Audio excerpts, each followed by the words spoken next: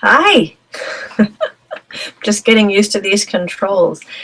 I'm Natalie Eastman, author of Women, Leadership, and the Bible, How Do I Know What to Believe? A Practical Guide to Biblical Interpretation.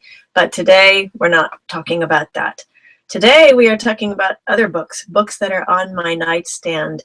And what prompted this is in the mail yesterday, I received from an old acquaintance of mine. Let's see if I can get the glare off of there. Stephen Garofalo. You can probably see that. Right for you, but not for me. Hopefully that's not backwards on the screen. Let me know if it is by sending me a comment.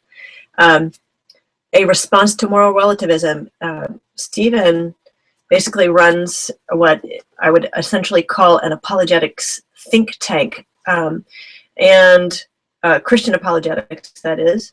And Stephen works with two other colleagues there, and they work full-time on developing programs for churches, individuals who are interested in being able to explain, describe, defend the Christian faith, and to be able to engage in the world and community around them in ways that are thoughtful and helpful. So this is going to go onto my nightstand. I have a long list of books to read, but this is going to shoot up there. And I just got in contact with Stephen almost by accident. I was looking for someone else and stumbled on his website.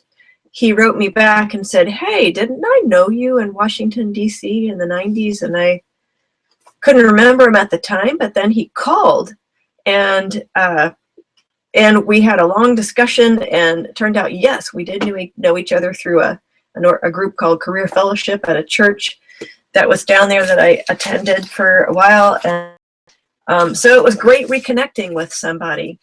And I am really happy to have that book to recommend, so I will say more about it as I actually start to read it. But right now, what is top on my reading list is this one by my friend and colleague, get that to not glare, hopefully you can see that, Marlena Graves, or Marlena Graves for short. And she is a writing colleague of mine. We're in the same Writers Guild.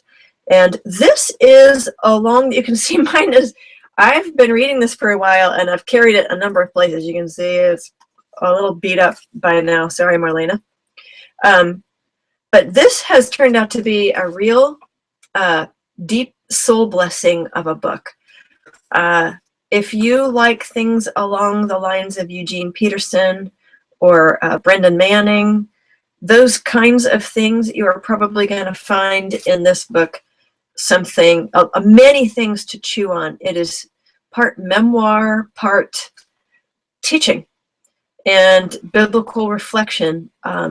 It tells her story. It's called, I should have said, it's called A Beautiful Disaster, Finding Hope in the Midst of Brokenness. And I recommend it if you like memoirs, and if you like things that are reflective in nature. You are going to really have something to sink your teeth into with this one.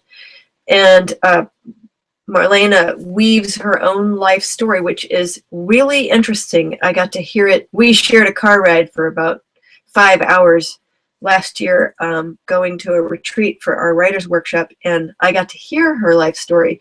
And it's not your average life story. So if that intrigues you at all, you will find this very interesting. I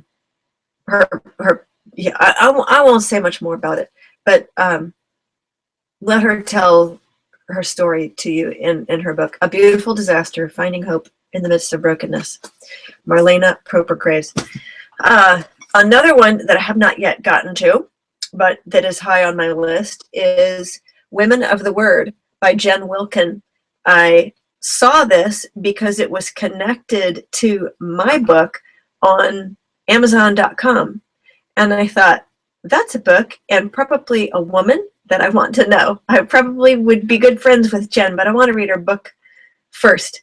So it is called How to Study the Bible with Both Our Hearts and Our Minds.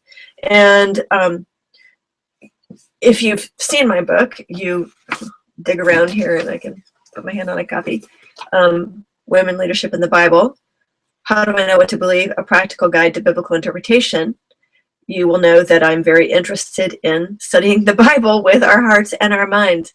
And you know by now that the book is not just about studying the question of women in church leadership. It is really a book on how to study the Bible at a very high level, at a seminary level, and to interpret what you study. You do not need to go to seminary. Seminary is a real bonus. I'll put a plug in for that. It's a real awesome experience, made a world of difference in my life. But you don't need to go to seminary in order to have the skills and tools to be able to study the Bible and interpret what you study. That's what my book is about. And I am very, very intrigued to know what Jen's book is about. So that is on my nightstand, waiting to be read. And here is one I want to share. I have to turn on screen share for you. How do I do that? Screen share. Here it is. I'm going to show you. Here we go. Jen Pollock Michel's book, Teach Us to Want. There is the cover for you. Teach Us to Want: Longing, Ambition, and the Life of Faith. I don't know if you are anything like me, but I hope that worked. Let me just try that one more time, and I'm going to push this other button, Present to Everyone.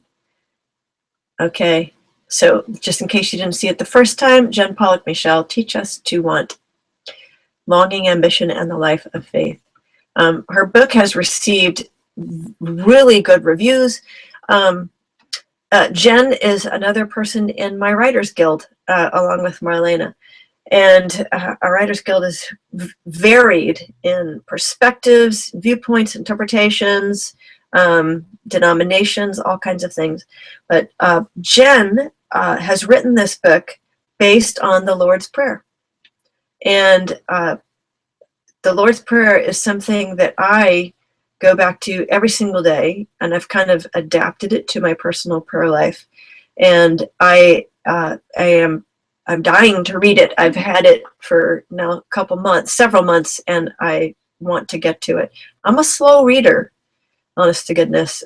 Maybe you are too. I'd be interested in knowing that. I'm a slow reader, so going through a book for me is a real investment.